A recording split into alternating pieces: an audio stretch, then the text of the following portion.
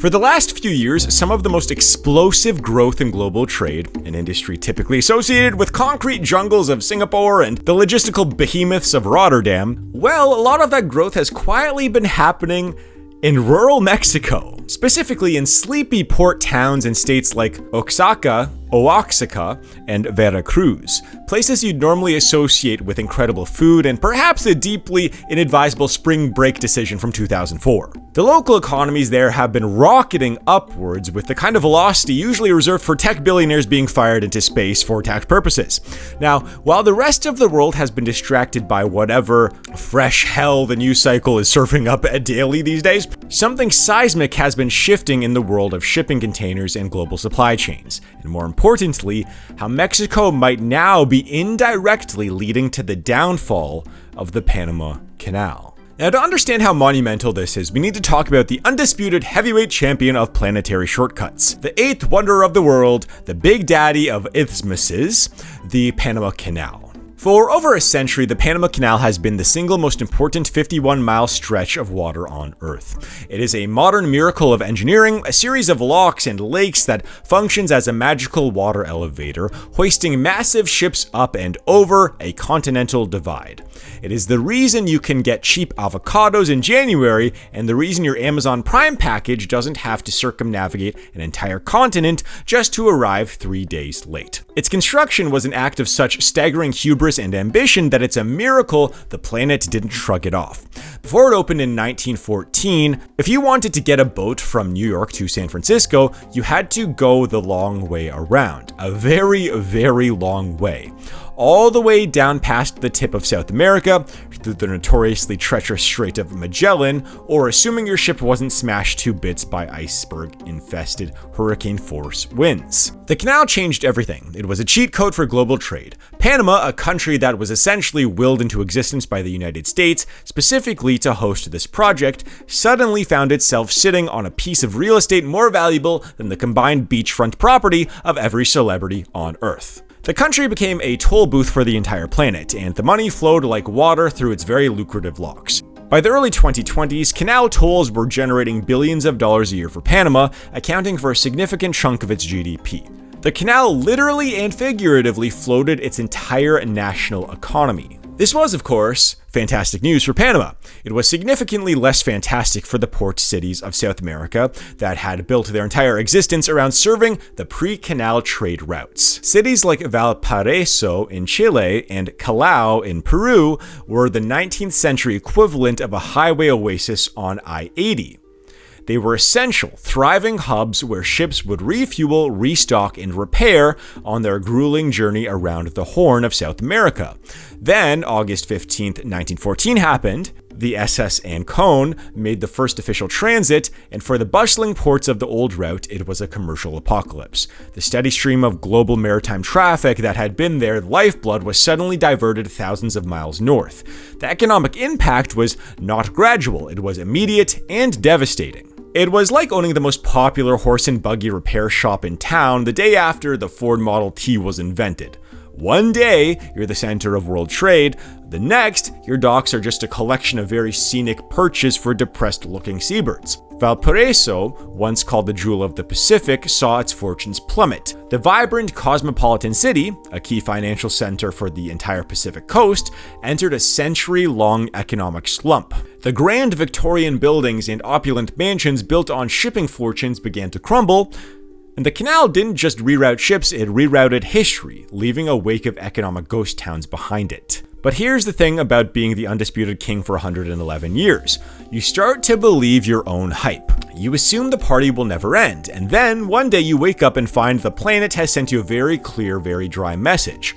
You see, for the last few years, the Panama Canal has been facing an existential crisis. It's running out of water, ships are getting too big for the canal, and it needs constant maintenance for a lot of the locks that are breaking. A combination of all of these things has caused a lot of disruptions to happen at the Panama Canal. Shipping giants like Maersk and Hapag-Lloyd were either paying tens of millions in disruption fees or rerouting their ships over the last few years, either through the Suez Canal or in a twist of delicious historical irony, all the way back around South America, the very route the canal was built to kill. And with all these things, the once reliable, world-changing shortcut was becoming very expensive and very unreliable, which got people looking at maps and wondering, was there a better way to do this? Was there another way to get ships or to get items from the Pacific to the Atlantic coast without using the Panama Canal or going all the way around South America? And as it turns out, there was another way.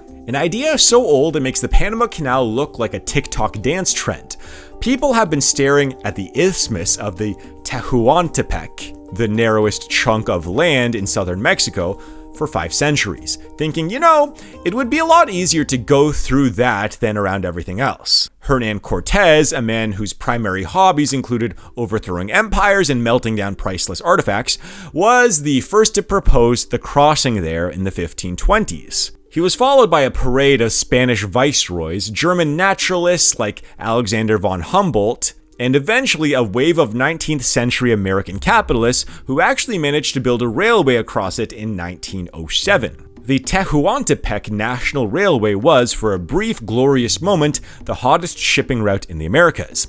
It was a massive success, moving cargo from the Pacific to the Atlantic with incredible speed. And then, just 7 years later, the Panama Canal opened, and the Tehuantepec Railway instantly became about as relevant as a fax machine at a Gen Z convention. The world's cargo traffic immediately bypassed it, and the railway, along with the dreams of the region, was left to be slowly swallowed by the jungle.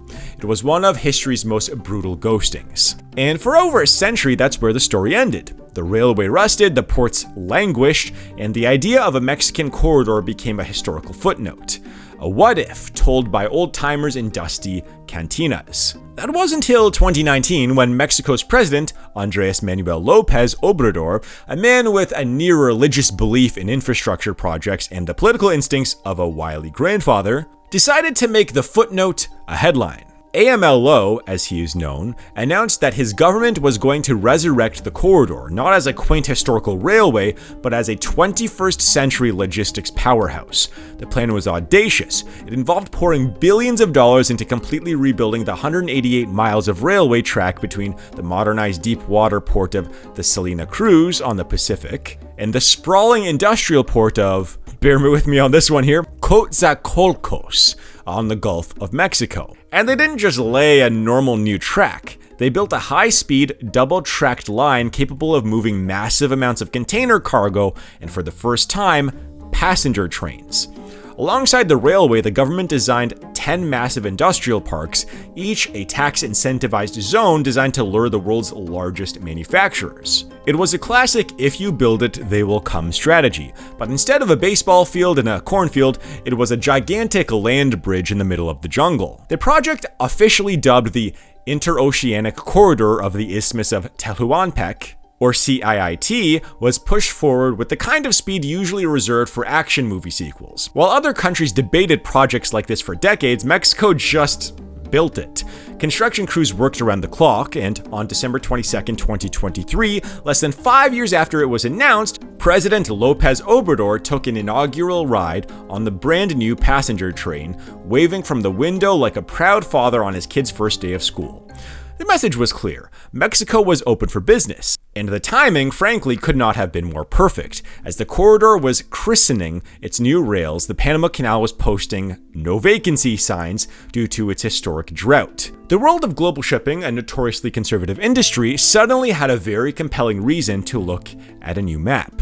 The initial impacts from late 2023 through today in 2025 have been staggering, especially for a project many international observers initially dismissed as a pipe dream. The first wave of business was driven by nearshoring phenomenon, a corporate buzzword for the very simple idea that making your stuff thousands of miles away on another continent is a terrible business plan when a pandemic or a stuck boat can vaporize your profits overnight. Companies, particularly those serving the massive US market, were already flocking to Mexico, and the CIIT offered them a tantalizing new proposition.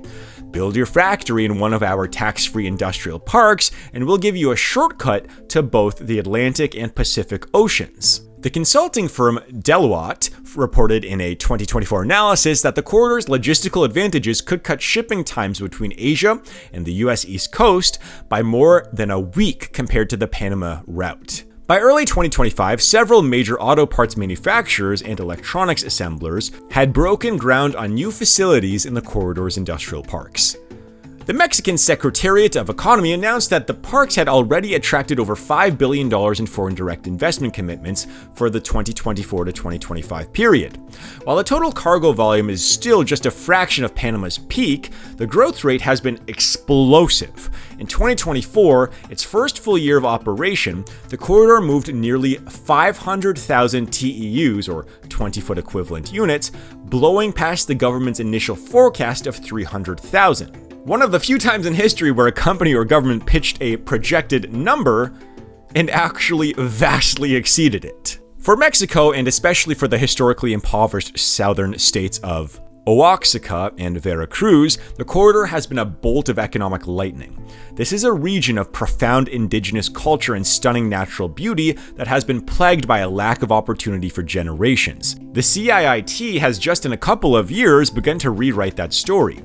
The construction phase alone created an estimated 80,000 jobs. Now, the ports and the newly opened factories are creating permanent, well-paying positions in places where formal employment was once scarce. A case study by the Mexican Institute for Competitiveness, the IMCO, in mid-2025 focused on the town of Ixtepec, a key railway junction. Before the corridor, the town's economy was stagnant. Today, it's a boom town. New hotels, restaurants, they're all opening. Property values are rising, and for the first time, young people are seeing a future at home rather than having to migrate to the north or to the US. The government has also tied the project to social investment, pouring money into upgrading local hospitals, schools, and broadband infrastructure along the route. For the country as a whole, the project has been a source of immense national pride. It's a tangible symbol of a new era, a declaration that Mexico is not just a place for tourists and factories, but a major player capable of executing world-class infrastructure projects that can reshape global trade. And now, the initial results in Mexico are good, but the long-term vision is very important. The grand, galaxy-brained ambition is to make Tehuantepec the undisputed center of gravity for Western Hemisphere trade. The Mexican government's 2030 roadmap includes plans to triple the corridor's capacity to 1.4 million TEUs annually and to have all 10 industrial parks at fully operational capacity. By 2050, their projections get truly wild. Planners and documents usually filled with dry language of logistics talk about a future where the corridor is a fully integrated economic ecosystem, moving over 5 million TEUs a year and creating a manufacturing hub to rival those in Southeast Asia. Now, this planned aggressive growth puts the interoceanic corridor on the direct collision course with the Panama Canal. For over a century, Panama has enjoyed a monopoly on convenient transoceanic trade in the Americas. Now, for the first time, it has a serious competitor, and a competitor with some killer advantages. The Tehuantepec route is crucially not dependent on rainfall. Its biggest selling point is its reliability in an increasingly unreliable climate. While Panama is holding emergency meetings to discuss water-saving measures, Mexico is just running trains. It's a brutal competitive edge. A 2025 study from the World Maritime Council projected that if Panama's water issues persist even at moderate levels, the Tehuantepec corridor could siphon off as much as 20% of its traffic within the next 10 years, and potentially up to 35% in the decade following that. That's a seismic shift of billions of dollars in annual revenue. Global shipping lines, which operate on razor-thin margins and worship at the altar of predictability, are already hedging their bets. A senior executive for the shipping giant CGM was quoted in a trade journal saying, "We go where the route is certain. Right now, that certainty is trending north." It's the kind of corporate understatement that should be sending tidal waves of panic through the Panamanian government. However, there are some drawbacks, some of which are environmental, some of which are community protests, and others are just security. Building one of the world's most valuable trade routes through a region where organized crime syndicates have historically held significant power is, well, to mildly put it, pretty risky. The fear is that the corridor will be a target for extortion and theft. So to counteract this, the Mexican government has essentially militarized the entire 188-mile stretch, with the Navy in control of the ports and the National Guard patrolling the rails. But yet, despite all of the massive challenges that may face it, the momentum seems unstoppable right now. For Mexico, it's a nation-defining project. For global corporations, it is a desperately needed solution to the nearshoring puzzle and the problems facing the Panama Canal. And for the United States, it's a strategic asset of almost unimaginable value, a secure supply chain artery right on its southern border. So the question is no longer if the interoceanic corridor will challenge the Panama Canal's dominance, but how quickly it will eclipse it. Now, if you enjoyed this video, make sure to click on my documentaries playlist, as I have a ton of other videos just like this on there, so make sure to click on that, and I'll see you guys in my next video in just a few seconds.